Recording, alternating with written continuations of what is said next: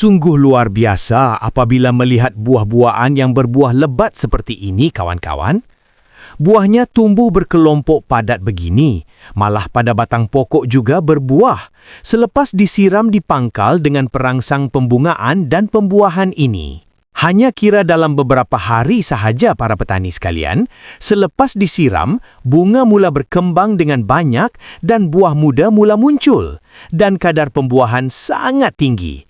Pada mulanya, pokok mangga ini sangat sukar untuk berbuah sepanjang musim. Namun, selepas disiram dengan perangsang pembungaan dan pembuahan ini, bunga terus muncul dan buah muda terbentuk. Buahnya terlalu lebat sehingga berhimpit antara satu sama lain dan tidak mudah gugur para petani. Buah kekal cantik sehingga waktu penuaian.